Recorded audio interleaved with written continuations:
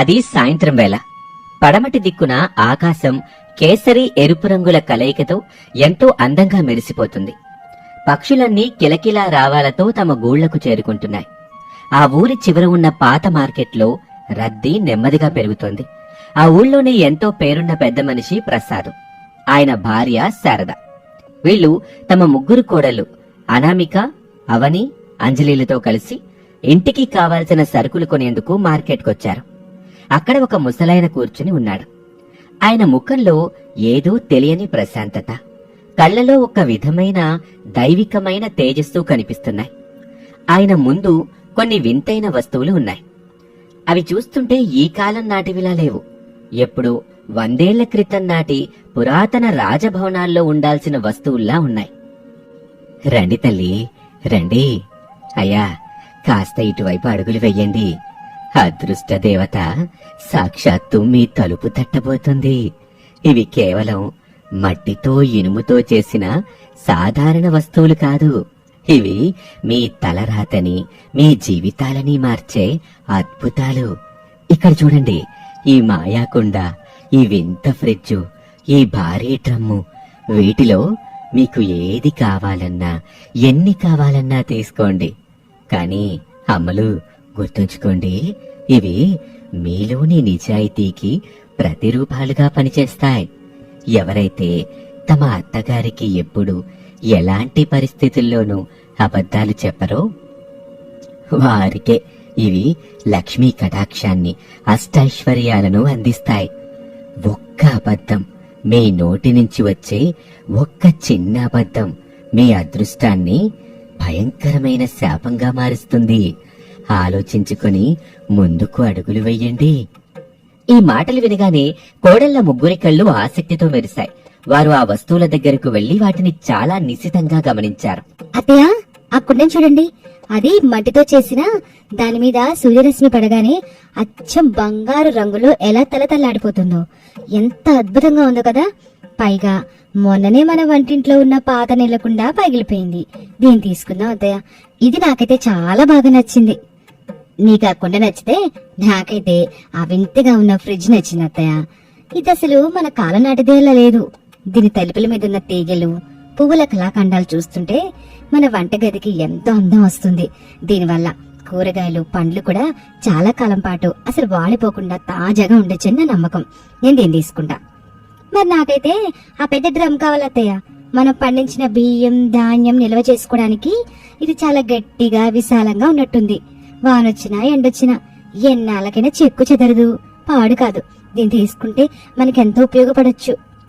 అప్పుడు కోడళ్ల మాటలు విన్న శారద ఒక చిరునవ్వు నవ్వి ఆ ముసలాయన వైపు తిరిగింది. అయ్యా, మీరు చెప్తున్న మాటలేంటంటే ఆశ్చర్యంగా ఉంది. ఈ వస్తువుల రూపం, వాటి ఆకృతి చూస్తుంటే చాలా విలువైనవిలాగా, ఖరీదైనలాగా కనిపిస్తున్నాయి. మరి ఇటు ధర ఎంత ఉండొచ్చు? మా శక్తికి మించి వేలల్లో ఉంటే మేము కొనలేము. మాది మధ్యతరగతి కుటుంబం. అమ్మా శారదా, డబ్బు ముఖ్యం కాదు తల్లి. మనుషుల మనసుల్లోని నిజాయితీనే ముఖ్యం. వీటికి ధర ఏమీ లేదు. ₹1 కూడా ఇవ్వకండి. వీటిని మీరు ఉచితంగానే మీ ఇంటికి తీసుకువెళ్ళండి. కానీ నా మాట మరిచిపోవద్దు. ఒకే ఒక్క షరతు. మీ అత్తగారు అడిగిన ప్రతి విషయానికి ఈ ముగ్గురు కోడళ్ళు ఎప్పుడూ నిజమే చెప్పాలి. మీ మనసులో ఏమున్నా, ఎంత కష్టమైనా ఆమెకు దాచకుండా చెప్పేయాలి. మీ నిజాయితీని బట్టే ఈ వస్తువుల మహిమ పనిచేస్తుంది. ఇది నా మాట కాదు, ఈ వస్తువుల స్వభావం, వాటి గుణం. శారదా, కోడలు ముగ్గురు చాలా ఆశగా, సంతోషంగా అడుగుతున్నారు. పైగా ఆ ముసలాయన డబ్బులు కూడా వద్దు, నిజాయితీగా ఉండండి చాలు అంటున్నాడుగా. మన ఇంట్లో పిల్లలెప్పుడూ నిజాయితీగానే ఉంటారు. ఏదో ఒక వింత అనుకుని అన్ని మన ఇంటికి తీసుకెళ్దాం పదండి. అలా అందరూ అనుకుంటారు. వారు ఆ వస్తువుల్ని తీసుకుని ఎంతో సంతోషంగా ఇంటికి చేరుకున్నారు. ముగ్గురు కోడళ్లు తమకు నచ్చిన వస్తువుల్ని చాలా భద్రంగా శుభ్రం చేసుకుని తమ తమ గదుల్లో సర్దుకున్నారు. మరుసటి రోజు ఉదయం సూర్యకిరణాలు కిటికీల గుండా ఇంట్లోకి పడుతున్నాయి. ఆ ఉదయం వారి జీవితాల్లో ఒక సరికొత్త అధ్యయనానికి నాంది పలికింది. ఇంట్లో ఆశ్చర్యకరమైన మార్పులు మొదలయ్యాయి. అతయ్య, అతయ్య, మావయ్య, రమేష్, త్వరగా రండి. నేను నా కళ్ళను నమ్మలేకపోతున్నాను. ఉదయాన్నే లేచి ఈ కుండలో నేను తాగడానికి 2 చెంబులు నీళ్లు పోసాను. ఆ నీటి బిందువులు కుండ అడుగు భాగానికి చేరుకోగానే ఒక్కొక్కటి టంగ్ టంగ్ మని శబ్దం చేస్తూ కింద పడుతూ పసిడి రంగులో బంగారు నాణాలుగా మారిపోతున్నాయి. చూడండి, కుండ నిండిపోయి నాణాలు కింద పడిపోతున్నాయి. అడుగు తీసి అడుగు వేలనంత బంగారం ఉంది ఇక్కడ. అలా అనగానే అందరూ పరిగెత్తుకుని అనామిక గదిలోకి వెళ్లారు. నిజంగానే అక్కడ కుండలో నుంచి పొంగి పొర్లుతున్న బంగారాన్ని చూసి వాళ్ళందరి కళ్ళు బైర్లు కమ్మాయి. దేవుడా, సాక్షాత్తు శ్రీ మహాలక్ష్మి మరింట అడుగు పెట్టింది. ఇదేమంతా నీళ్లు పొత్తే బంగారం మారడమా? అవుననమేక, ఇవి కాగి బంగారం కాదుగా, స్వచ్ఛమైన మేలి బంగారు నాణేలు. ఇక మన కష్టాలన్నీ తీరిపోయాయి. అవునమ్మా, ఒక్క రాత్రిలో మన దరిద్రం కాలి బూడిదైపోయింది. ఈ కుండ మనల్ని కోటీశ్వరులు చేసింది. ఇక మీదట మనకి లోటనేది అస్సలుండదు. ఇంతలో రెండో కోడలు అవని వగరుస్తూ పరిగెత్తుకుంటూ హాల్లోకొచ్చింది. అత్తయ్య, మీరు నా గదిలో ఉన్న ఫ్రిడ్జ్ సంగతి చూడండి. నేను ఉదయం కూర చేద్దామని నిన్న రాత్రి అందులో పెట్టిన టొమాటోస్ ఆకుకూరలు తీయడానికి వెళ్ళానా, ఫ్రిడ్జ్ డోర్ తీగని ఆ కూరగాయలన్నీ స్వచ్ఛమైన వెండి కడ్డీలా మారిపోయాయి. పైగా మెరుస్తున్నాయి కూడా. ఆ వెండి వెలుక్కి నా కళ్ళు చిట్లుకుపోతున్నాయి. ఇది నిజంగా మాయా ఫ్రిడ్జ్ అత్తయ్య? నిజమే అమ్మా, నేను కూడా కళ్ళారా చూశాను. ఆ ముసలైన రూపంలో వచ్చింది సాక్షాత్తు భగవంతుడే. ఆయన చెప్పిన అదృష్టం మన ఇంటిని వరించింది. మనకొచ్చిన ఈ సంపద చూస్తుంటే ఈ ఊళ్ళోనే కాదు, ప్రపంచంలోనే మనం ధనవంతులు అనిపిస్తుంది. ఈ వస్తువులు మన కుటుంబాన్ని ఎంతో ఎత్తుకు తీసుకెళ్తాయి. అప్పుడే చిన్న కోడలు అంజలి తన గదిలో నుంచి వణుకుతున్న చేతులతో బయటకొచ్చింది. మరి నా డ్రమ్లో నుంచి వజ్రాలు, నవరత్నాలు, వైడూర్యాలు రాలుతున్నాయి అత్తయ్య. ఉదయం వండుకుందామని బియ్యం తీద్దాం కదా అని లోపల చేయి పెడితే నా గుప్పెటి నిండా చల్లటి రాళ్ళు తగిలే. బయటికి తీసి చూస్తే ఇవిగో ఈ వజ్రాలు వస్తున్నాయి. నాకు ఒక పక్క ఆనందంగా ఉంది, మరొక భయం వేస్తుంది. ఎవరైనా చూస్తారేమో, మన మీద కన్ను పడుతుందేమో అని. కానీ మన అదృష్టం ఇలా పడినందుకు మాటల్లో చెప్పలేనంత ఆనందంగా ఉంది అత్తయ్య. శారదా, పిల్లలు మీరు ప్రశాంతంగా ఉండండి. ఇదంతా ముసలాయన పెట్టిన భిక్ష, దేవుడి దయ. కాని ఒక విషయం ఎప్పుడు గుర్తుంచుకోండి, మనిషికి సంపద పెరిగే కొద్దీ గర్వం, అహంకారం, దాచుకోవాలనే దురాశ, అబద్ధం కూడా వాటంతటా అవే పెరుగుతాయి. మనం ఎప్పుడూ నేల మీదే నడవాలి. మన గుణాన్ని, నిజాయితీని ఏ పరిస్థితుల్లోనూ వదిలిపెట్టకూడదు. ఈ మహిమ వెనక ఉన్న షరతుని ఎవ్వరూ ఎప్పటికీ మర్చిపోవద్దు. షరత్తో ఎప్పుడూ నిజమే చెప్పాలి. అలా ఉండగా మరో 10 రోజులు గడిచాయి. ఇంట్లో సంపద కుప్పలు కుప్పలుగా పేరుకుపోతుంది. కోడళ్లలో తెలియకుండానే కొంత స్వార్థం, ఒకరిని మించి ఒకరు ధనవంతులు కావాలనే పోటీ మొదలైంది. ఈ బంగారం అంతా అత్తయ్యకు చెబితే ఆమె అందరికీ ఇచ్చేస్తుంది, పంచేస్తుంది. కాని నా దగ్గరే ఉంటే బావుంటుంది అన్న దురాశ అనామికలో కలిగింది. అంజలి, అవని కూడా అదే దారిలో ఆలోచించటం మొదలుపెట్టారు. శారదకు వారి మనసులోని మార్పు అర్థమైంది. అందుకే వారిని పరీక్షించాలని నిశ్చయించుకుంది. ఓ రోజు సాయంత్రం అందరూ హాల్లో ఉన్నప్పుడు శారద వాళ్ళందరినీ పిలిచింది. కొడలారా, ఒకసారి అందరట నా దగ్గరికి రండి. మీతో ఒక ముఖ్యమైన విషయం మాట్లాడాలి. అన్నామేక, ఇవాళ నీ కొండలో ఎన్ని నాణ్యాలు వచ్చాయి? నిన్న మొన్న అసలు నువ్వు తీసుకురాలా. ఈ 10 రోజుల్లో వచ్చిన బంగారం అంతా ఊర్లో పెద్ద బ్యాంక్ లో లాకర్ తీసుకుని అందులో పెడదామని మీ మామగారు అడుగుతున్నారు.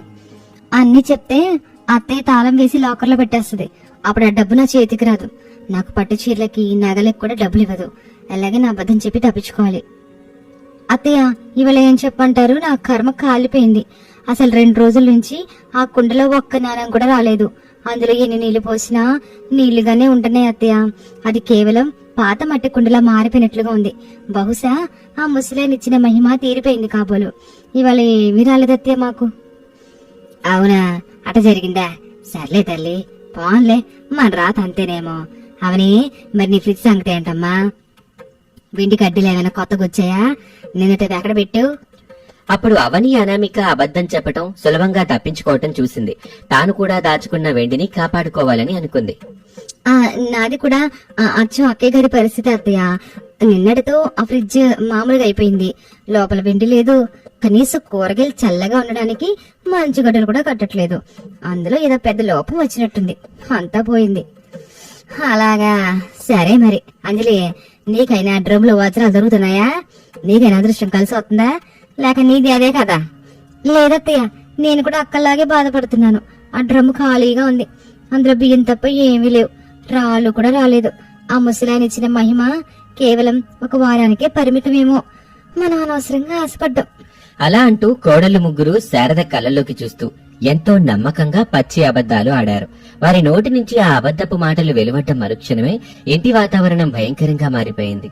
గాలి స్తంభించిపోయింది. హఠాత్తుగా గదుల నుంచి గట్టిగా వింత శబ్దాలు రాసాగాయి.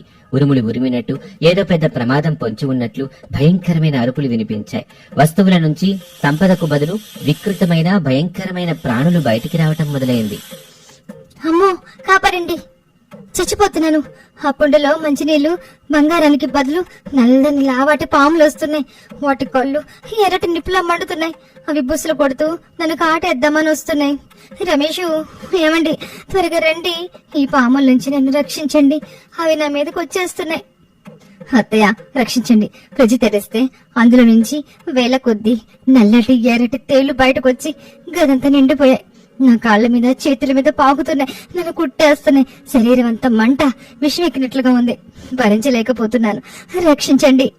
అయ్యో, డ్రమ్లో నుంచి నల్లటి భయంకరమైన పొగ వస్తుంది. ఆ పొగలో నుంచి ఏవేవో రాక్షస ఆకారాలు, దెయ్యాలంటి ముఖాలు కనిపిస్తున్నాయి. అవి నన్ను మింగేద్దామని వచ్చేస్తున్నాయి. అత్తయ్య, మేము చేసిన తప్పుకి, మా అత్యాశకి మాకు ఘోరమైన శిక్ష పడుతుంది. మీ దగ్గర అబద్ధం చెప్పి మహాపాపం చేశాం. దయచేసి మమ్మల్ని కాపాడండి. అప్పుడు కొడుకులు ముగ్గురు తమ భార్యల్ని కాపాడడానికి వెళ్లబోయారు. కానీ ఆ అదృష్ట శక్తి వారిని అడ్డుకుంది. ఆగండి, ఇప్పుడు భయపడి అరసే ప్రయోజనం ఏముంది? మీరు ముగ్గురు నా కళ్ళలోకి చూసి ఏ మాత్రం జంకు లేకుండా పచ్చి అబద్ధాలు చెప్పారు. ఆ రోజు మార్కెట్లో ఆ ముసలాయన ముందే హెచ్చరించాడుగా, నిజాయితీ లేని చోట, అబద్ధం ఆడిన చోట ఈ సంపద ప్రాణాలు తీసే శాపంగా మారుతుందని మర్చిపోయారా? నీ మనసులో రగిలిన స్వార్థం, దురాశే ఇప్పుడు ఈ విష సర్పాలై తేళ్లై మిమ్మల్ని వెంటాడుతున్నాయి. ఒక్క అబద్ధం మీ ప్రాణాలే కాదు, ఈ కుటుంబాన్ని నాశనం చేస్తుంది. చూడండమ్మా పిల్లలారా, డబ్బు ఈ రోజు వస్తుంది, రేపు పోతుంది. కానీ మీరు ఆ డబ్బు కోసం చెప్పిన అబద్ధం మాకు మీ మీదున్న నమ్మకాన్ని, ఈ కుటుంబ బంధాన్ని పోగొట్టింది. సంపదని మీ దగ్గరే ఉంచుకోవాలని ఆశపడి పంచుకోవడానికి మనసొప్పక ఇప్పుడు ఏకంగా ప్రాణాల మీదకి తెచ్చుకున్నారు. కనీసం ఇప్పుడైనా జరిగిన తప్పు నొప్పుకొని పశ్చాత్తాపంతో జరిగిన నిజం చెప్పండి. అలా వారి మాటలకి కోడళ్ల మనసు కరిగింది. కళ్ల ముందు మృత్యువు కనిపిస్తూ ఉండడంతో తమ తప్పు వారికి పూర్తిగా అర్థమైంది. క్షమించండి అత్తయ్య, నన్ను క్షమించండి. నా తప్పును తెలుసుకున్నాను. ఆ కుండ నిండా ప్రతిరోజు బంగారపు నాణేలు వస్తూనే ఉన్నాయి. కానీ అవన్నీ నా ఒక్కదానికే సొంతం అనుకున్నాను. మీకు తెలిస్తే అందరికీ సమానంగా పనిచేస్తారని నేనే స్వార్థంతో అబద్ధం చెప్పాను. ఈ పాముల విషయం కంటే నా మనసులో పుట్టిన స్వార్థమే విషపూరితమైంది. నా దురాశ నన్ను కాటేస్తోంది. దయచేసి నన్ను క్షమించండి అత్తయ్య. నేను కూడా మహాలోపతం చూపించాను అత్తయ్య.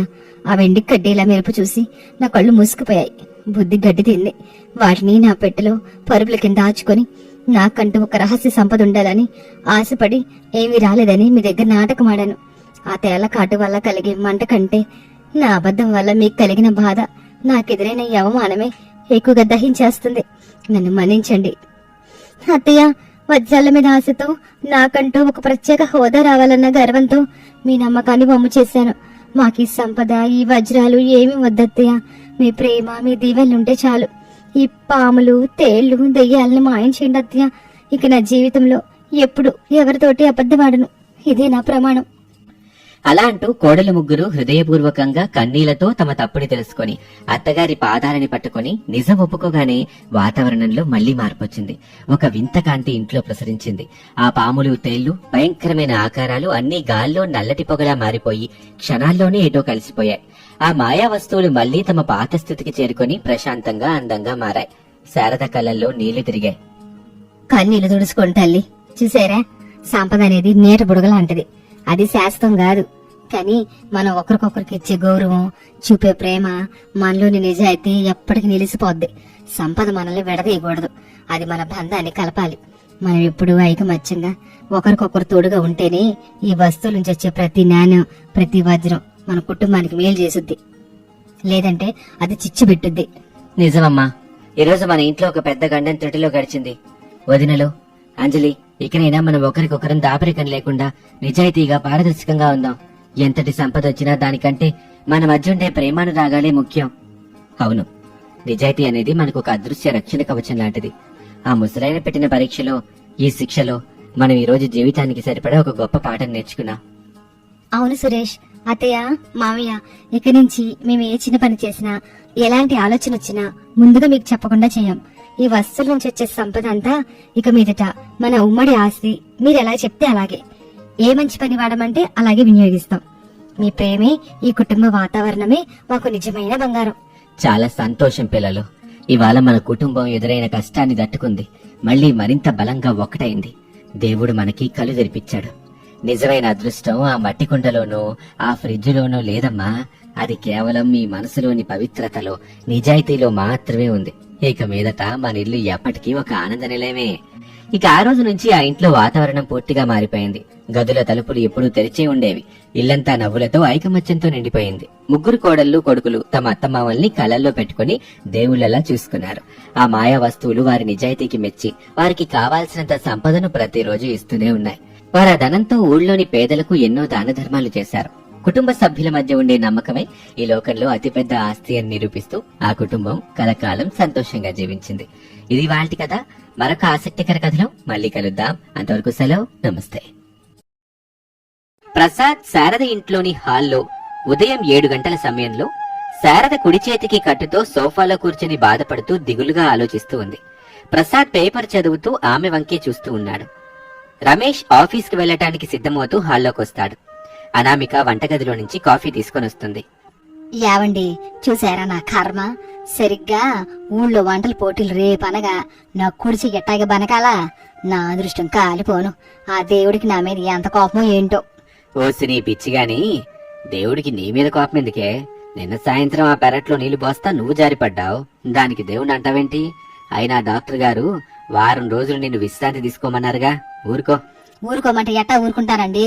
గత 10 ఏళ్లగా మన ఊరి గ్రామ దేవత జాతర సందర్భంగా జరిగే వంటల పోటీల్లో మొదటి బహుమతి అంటే నాదే. ఊళ్ళో ఆడాళ్ళందరూ నా వంట రుచిని ఎంతగానో మెచ్చుకునేవాళ్ళు. ఈసారి నేను పోటీలో పాల్గొనకపోతే ఆ పక్కింటి సుబ్బలచ్చి రెచ్చిపోద్ది. శారద భయపడి పోటీకి రాలేదని చెప్పి ఊరంతా దండోర వేయించుద్ది. ఆ మాట నేనెట్టా భరించను? అమ్మా, ఎందుకు ఊరికే కంగారు పడతావు? నీ ఆరోగ్యం ముఖ్యం కాని ఆ వంటల పోటీలు, ఆ సుబ్బలక్ష్మి ఆంటీ మాటలు ముఖ్యమా చెప్పు? నువ్వు 10 సార్లు గెలిచావు. అందరికీ నీ సత్తా ఏంటో తెలుసు. ఈ ఒక్క సంవత్సరం మానేస్తే వచ్చిన నష్టం ఏమీ లేదు. నీ తెలియదు లేరా రమేష్? ఆ పోటీ కేవలం ఒక్క ఆట మాత్రమే కాదు, అది నా ఆత్మ గౌరవం. ఈ ఇంట్లో నేను అడుగు పెట్టినప్పటి నుంచే నా వంటకు ఓ పేరుంది. ఇప్పుడు ఈ కట్టుకున్న చేత్తోనే నేను గరిట తెప్పలేను. నా మనసు అంతా చాలా కష్టంగా ఉందిరా. అత్తయ్య, మీరలా బాధపడకండి. మీ ఆరోగ్యం కంటే మాకేది ముఖ్యం కాదు. అయినా మీరు పోటీలో పాల్గొనలేరు, కానీ మీ ప్రతినిధిని నేను పాల్గొంటాను కదా. నువ్వు పోటీలో పాల్గొంటావా నామిక? అవునత్తయ్య, నేను పాల్గొంటాను. మీ కోడలిగా మీ పరువు నిలబెట్టాల్సిన బాధ్యత నాదే కదా. మీ పేరు మీద నేనే వంటల పోటీకి వెళ్తాను. చూసావా శారదా, మన కోడలు ఎంత మంచి మాట చెప్పిందో. నీకు తగ్గ కోడలు. నువ్వెలాగూ వంట చేయలేవు, మన అనామికాని ప్రోత్సహించు. తనకి వంటల గురించి సలహాలు ఇవ్వు చాలు. అవునమ్మా, అనామిక కూడా చాలా బాగా వంట చేస్తుంది. పైగా ఆధునిక వంటలు కూడా నేర్చుకుంది. ఈసారి మన ఇంటి నుంచే కొత్త రుచిని ఆ పోటీలో పరిచయం చేద్దాం. అనామిక ఖచ్చితంగా గెలుస్తుంది. అదేంటి అనామిక, నీకు వంట చేయడు రాదని నేను అనట్లేదు గాని, నువ్వు నాకంటే బాగానే చేస్తావు. కానీ ఆ పోటీలకు వచ్చే వాళ్ళంతా చాలా అనుభవం ఉన్నవాళ్లు. వాళ్ళు రకరకాల బిర్యానీలు, పులిహోరలు, గుమగుమలాడే పకోడీలు, మాంసాహారపు కూరలు తీసుకొస్తారు. జడ్జిలు కూడా పాత తరవాళ్లు. వాళ్ళని మెప్పించడం మరి అంత తేలికైతే కాదు. నువ్వేమో సిటీలో పెరిగావు. మన ఊరు జనం రుచులు ఎట్ట తెలుస్తాయి? అత్తయ్య, రుచి అనేది పల్లెటూరా సిటీ అని కాదు. సరైన సమయంలో సరైన పదార్థాన్ని అందిస్తే ఎవరైనా మెచ్చుకుంటారు. మీరు నాకు అవకాశం ఇవ్వండి, మీ పేరు నిలబెట్టి తీరుతాను. సరేనమ్మా, నీ ఇష్టం. ఇంతకీ ఏమని చేద్దాం అనుకుంటున్నావు? నేను పోయిన ఏడాది నాటుకోడి పులుసు, రాయికి ముద్ద చేసి మొదటి బహుమతి కొట్టా. ఈసారి నువ్వు మటన్ బిర్యానీ చేస్తావా, లేక మన పద్ధతిలో గుత్తొంకాయ కూర చేస్తావా? నేను పక్కనే ఉండని చెబుతానుగా. లేదత్తయ్య, నేను బిర్యానీ, పులిహోర, పకోడీలు ఇలాంటివి ఏమి చేయాలనుకోవట్లా. మరింకేం చేస్తావే? శాకాహారం ఇంకేమైనా కొత్త రకం స్వీట్ చేస్తావేంటి? స్వీట్ కాదత్తయ్య, నేను గ్రీన్ మ్యాంగో జ్యూస్ అంటే పచ్చి మామిడికాయ రసం చేద్దామని అనుకుంటున్నాను. అప్పుడు అనామిక మాట వినగానే హాల్లో ఒక్కసారిగా నిశ్శబ్దం అలుముకుంది. అందరూ ఆశ్చర్యంగా అనామిక వంక చూస్తారు.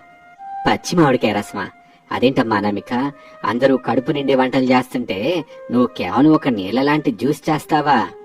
అవుననామిక, నాన్న చెప్పింది నిజమే. అది వంటల పోటీ కదా, అందరూ మసాలాలు తట్టించి వంటలు చేస్తారు. ఈ జ్యూస్ చేస్తే జడ్జీలు దీని వంటకంగా పరిగణిస్తారో లేదో. అయిపోయింది. ఇక ఈ సంవత్సరం ఆ శుభలచ్చిది పై చెయ్యి. ఏమే అనామిక, పచ్చి మామిడికాయ రసం ఏంటి? అది కేవలం దాహం తీర్చుకునేది కదా, దానికి ఎవరే బహుమతి ఇచ్చేది? నా పరుగు గంగలో గలిపేలాగున్నావు నువ్వు. మావయ్య, రమేష్, అత్తయ్య, మీరంతా ఒకసారి ఆలోచించండి. ఇప్పుడు నెలేంటి? మే నెల. బయట ఎండలు ఎలా మండిపోతున్నాయి చూస్తున్నారు కదా. మనుషులు బయటకు రావాలంటేనే వడదెబ్బకి భయపడిపోతున్నారు. అవునమ్మా, ఎండలేదే దారుణంగా ఉన్నాయి. నేను బజార్కి వెళ్ళి వచ్చేసరికి నా తల తిరిగిపోయిందనుకో. కరెక్ట్ మావయ్య. ఆ పోటీ జరిగేది కూడా మిట్ట మధ్యాహ్నం 6 బయట టెంట్లలో. ఆ మండుటెండలో ఎవరైనా వేడివేడి బిర్యానీలు, మసాలా కూరలు, కారం ఉండే పకోడీలు తినగలరా? జడ్జిలు కూడా ప్రతి స్టాల్ దగ్గరికి వెళ్లి ఆ వేడివేడి వంటకాలు తిని అలసిపోయి చెమటలు కక్కుతూ వస్తారు.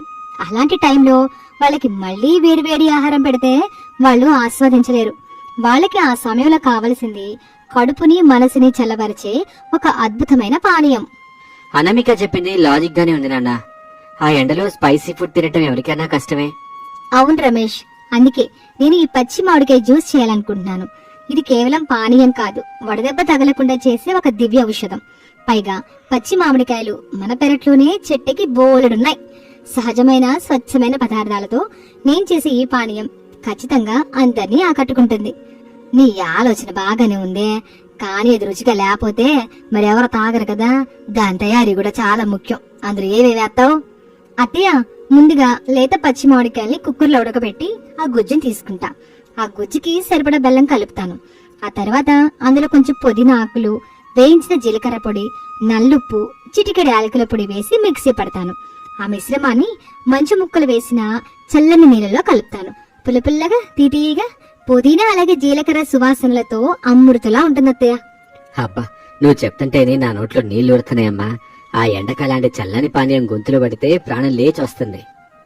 సరే అనామిక, నీ ఇష్టం. నీ తెలివితేటల మీద నాకు నమ్మకం కుదిరింది. రేపు పోటీలకి నువ్వు ఇదే చెయ్యి. కానీ దానికి సరైన కొలతలు కూడా ముఖ్యం. ఉప్పు తీపి సరిగ్గా సరిపోవాలి. ఈ రోజు మధ్యాహ్నం ఒకసారి ఇంట్లో చేసి చూపించు, నేను రుచి చూసి చెబుతా. అలాగే అత్తయ్య, మీరు రుచి చూసి పాస్ చేస్తే నేను రేపు పోటీలో చేసేస్తాను. అలా ఉండగా మరుసటి రోజు మధ్యాహ్నం గ్రామ పంచాయతీ మైదానం. ఊరంతా అక్కడి చేరారు. పెద్ద పెద్ద టెంట్లు వేశారు. ఎండ మండిపోతుంది. ఒకవైపు సుబ్బలక్ష్మి చికెన్ బిర్యానీ చేస్తుంది, ఇంకొక వైపు మరొక ఆవిడ మిరపకాయ బజ్జీలేస్తుంది. అనామిక మాత్రం తన స్టాల్లో ప్రశాంతంగా ఒక పెద్ద మట్టి కుండలో గ్రీన్ మ్యాంగో జ్యూస్ ని సిద్ధం చేసి పక్కన పుదీనా ఆకులు, నిమ్మబద్దలతో అందంగా అలంకరించి ఉంచింది. ప్రసాద్, రమేష్, శారద అనామిక వెనక కూర్చొని ఉన్నారు. అబ్బా శారద, ఏంటి ఎండ ప్రాణాలు తోడేస్తుందనుకో. పైగా ఈ వంటల పొగలు, మసాలాల ఘాటికి ఊపిరి ఆడ్డల్లా. అవునండి, నాకు కూడా కళ్ళు తిరుగుతున్నట్టుగా ఉంది. పాపం జడ్జిలు వస్తున్నారు చూడండి. సర్పంచ్ గారు, పక్కూరి పెద్ద మాస్టారు, ఇంకా 2-3 కూడా ఉన్నారు. వాళ్ళ పరిస్థితి చూడండి నాన్న. ఒక్కో స్టాల్ దగ్గర వేడివేడి కూరలు, బిర్యానీలు తిని వాళ్ళ మొహాలు చూడండి ఎలా ఎర్రబడిపోయాయో. చెమటలు కారిపోతున్నాయి. సర్పంచ్ గారైతే పాపం ఆయాసపడుతున్నారు. అందుకే కదా నేను వేడివేడి వంటలు చేయలేదు. వాళ్ళు మన స్టాల్ దగ్గరికి వస్తున్నారు చూడండి. ఆ సమయంలో జడ్జీల బృందం అనామిక స్టాల్ దగ్గరికి వస్తుంది. సర్పంచ్ చెమట తుడుచుకుంటూ నీరసంగా కనిపిస్తారు.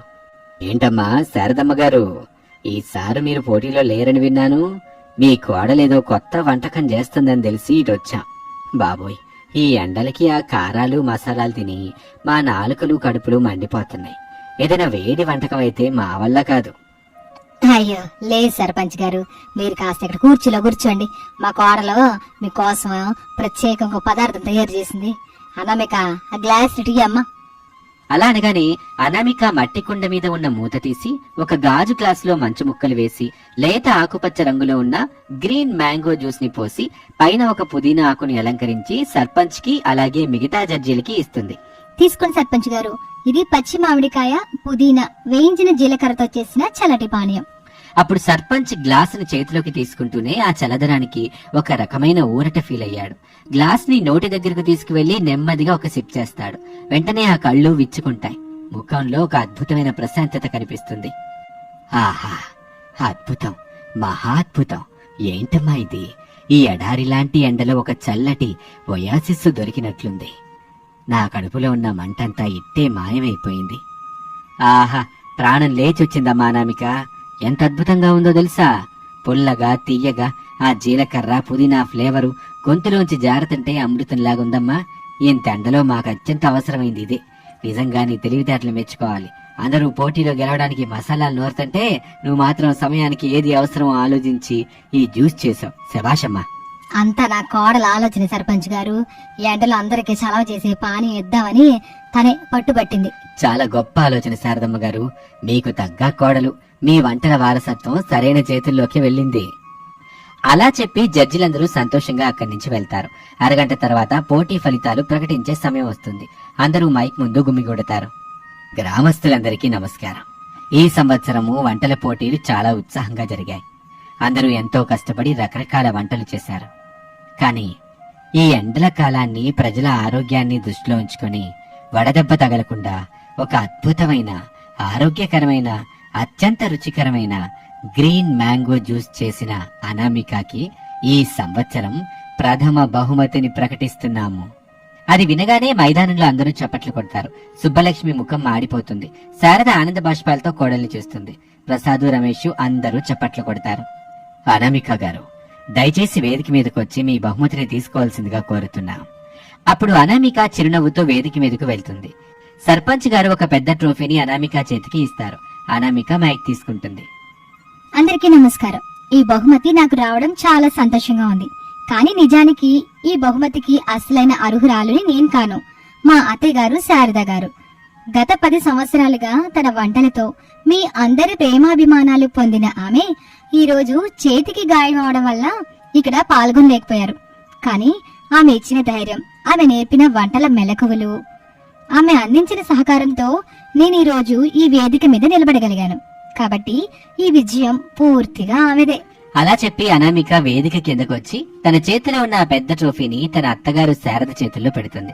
శారద భావోద్వేగంతో అనామికని తన ఎడమ చేత్తో దగ్గరికి తీసుకుని ఆప్యాయంగా హత్తుకుంటుంది. నా పరువు నిలబెట్టావా అనామిక? ఈ రోజు నువ్వు గెలుచుకున్న ఈ బహుమతి నేను 10 ఏళ్లు గెలిచిన బహుమతుల కంటే చాలా విలువైంది. నా కోడలు నాకంటే గొప్పదని ఊరందరి ముందు నిరూపించు. నాకెంతకంటే ఏం కావాలి? చూసావా శారదా, నేనప్పుడే చెప్పాను మన కోడలు నీకు తగ్గ కోడలు అని. ఈ రోజు నీ పేరు మాత్రమే కాదు, మన ఇంటి పరువు కూడా నిలబెట్టింది. కంగ్రాట్స్ అనామిక. నా భార్య వంటల ఛాంపియన్ అయినందుకు నాకు చాలా గర్వంగా ఉంది. థ్యాంక్ యూ రమేష్ గారు. కానీ ఇదంతా మన అత్తయ్య చాలవే కదా. సరే సర్లే, ఇక్కడ ఎండలో నిలబడి చాలు. ఆ గ్రీన్ మ్యాంగో జ్యూస్ ఇంకా కొండలో ఉందేం చూడు. అందరం తల గ్లాస్ తాగి ఇంటికి వెళ్దాం. నాకైతే మళ్ళీ తాగాలనిపిస్తుంది. అలా అనుకుంటూ అందరూ నవ్వుకుంటారు. అనామిక చల్లటి పచ్చి మామిడికాయ రసాన్ని కుటుంబ సభ్యులందరికీ ఇస్తుంది. అందరూ ఆనందంగా ఆ పానీయాన్ని ఆస్వాదిస్తూ సంతోషంగా నవ్వుకుంటూ ఇంటి